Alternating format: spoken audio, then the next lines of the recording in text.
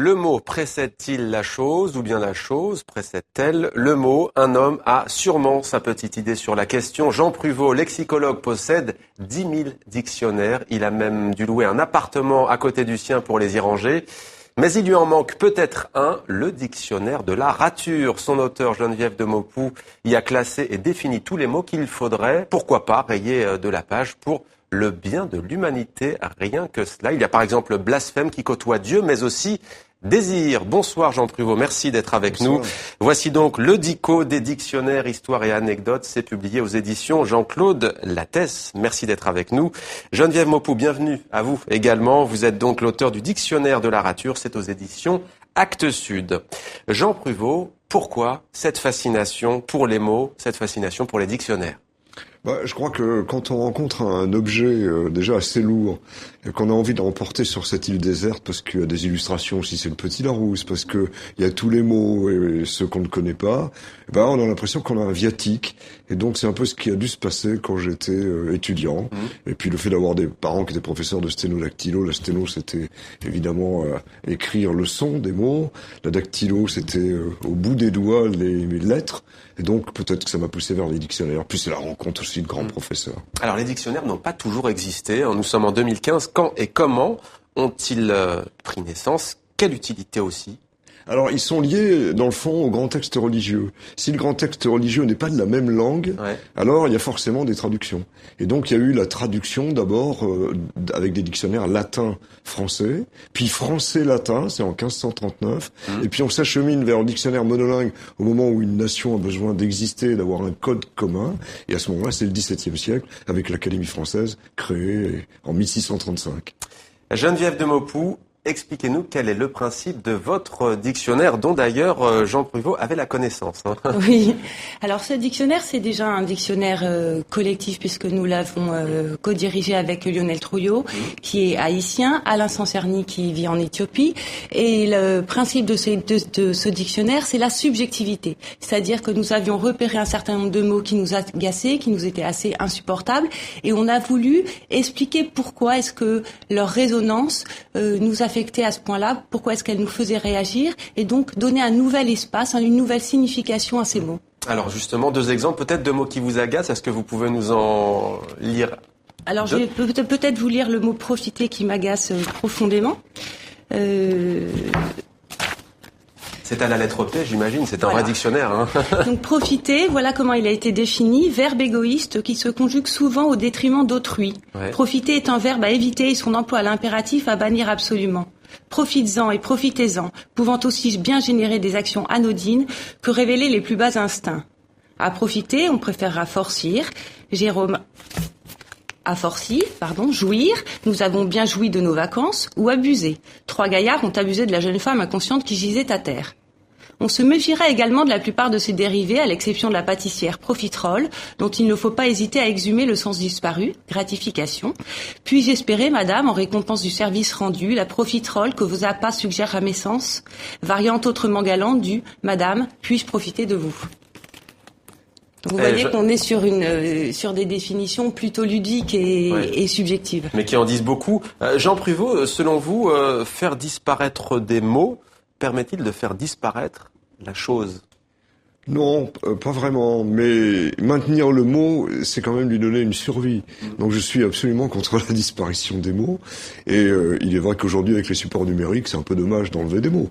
Mais on est bien obligé sur un papier, un dictionnaire papier, quand on ajoute, s'il y a 3000 mots à peu près nouveaux par an dans la langue française, ça fait beaucoup de pages. Donc sur un Petit Larousse, sur un Petit Robert, il faut quand même se limiter. Mais comment est franchement cette idée, ce projet?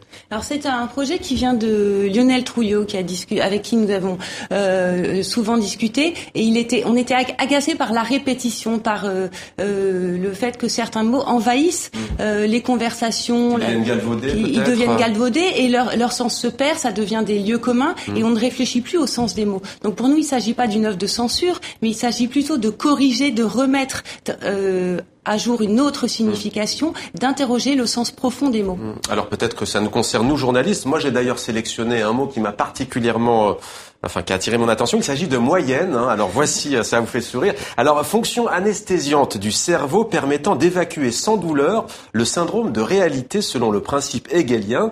Alors, un exemple concret, si X mesure 1m80, c'est un être réel, et si Y mesure 1m20, c'est lui aussi un être réel, eh bien alors M, la moyenne, c'est 1m50, c'est un être irréel, mais qui fait la loi. Les principales disciplines totalitaires et le libéralisme ambiant en font un usage assez peu modéré. C'est politique. Il y a une forme d'engagement dans ce dictionnaire. Il y a surtout une conviction. Ici, ce qu'on essaye de dénoncer, finalement, c'est la réduction de ce terme moyenne. Ouais. C'est le côté simplificateur de ce terme. Qui permet de balayer tout le reste, en fait. Toute la complexité de l'entourage, le 1m20, et voilà. Tout le monde devient 1m50. Alors, Jean Pruvot, vous qui êtes lexicologue, on se souvient du temps pas si lointain où il y avait à la maison un dictionnaire. Désormais, on a une multiplication des dictionnaires. Vous avez d'ailleurs tout à l'heure cité, y compris Internet, qui a fait évoluer les choses. Vous avez écrit le dictionnaire du vin, par exemple, que j'ai ici.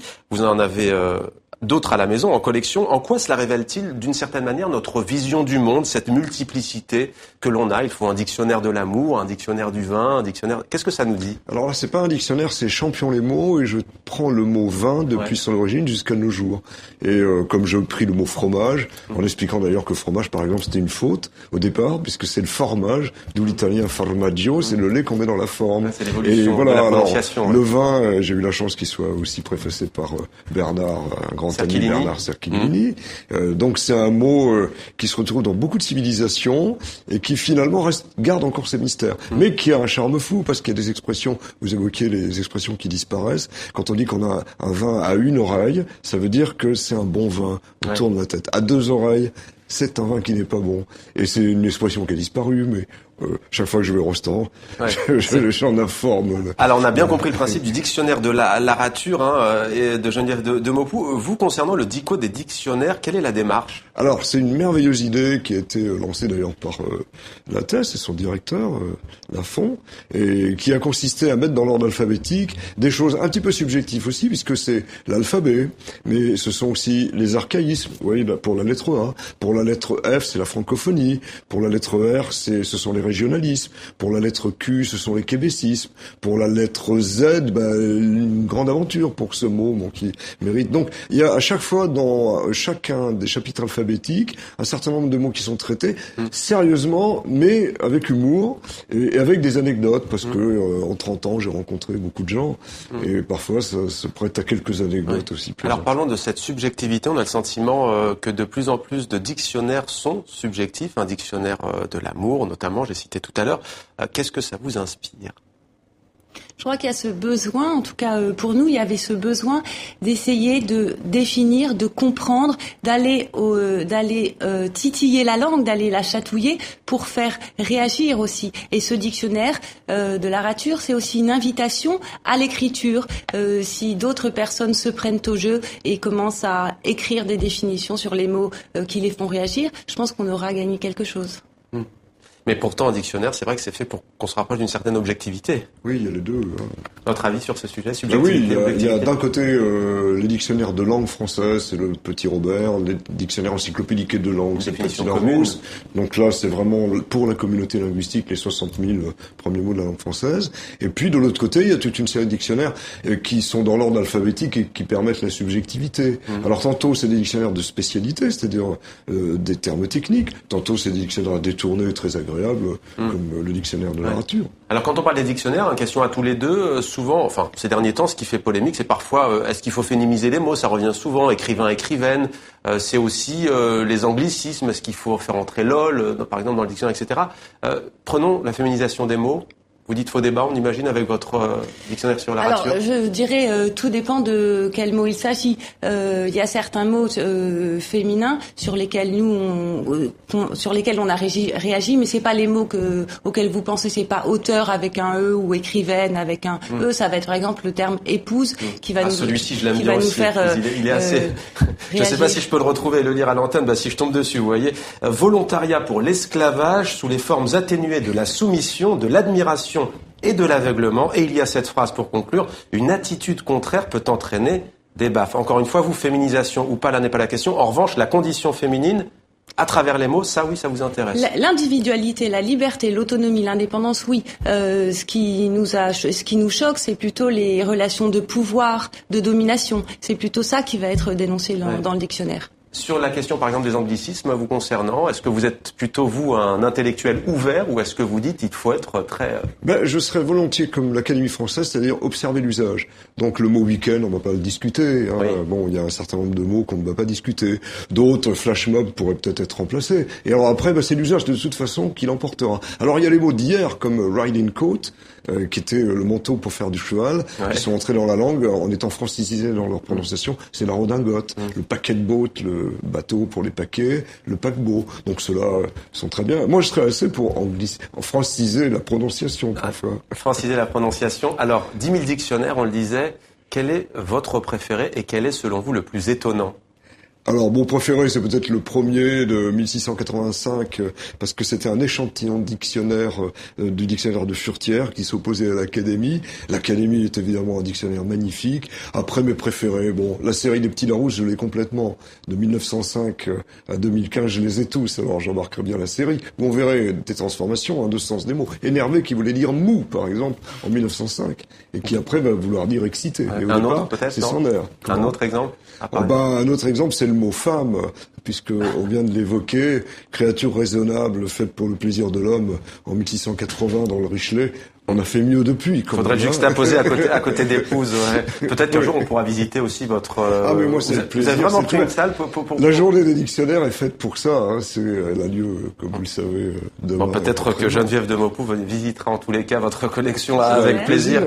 Merci beaucoup à tous les deux d'être venus sur le plateau de 64 minutes sur ce sujet passionnant. La langue française et toutes les langues, ce sont avant tout donc les mots et ce sont aussi les dictionnaires. Merci à tous les deux d'être venus témoigner dans ce journal.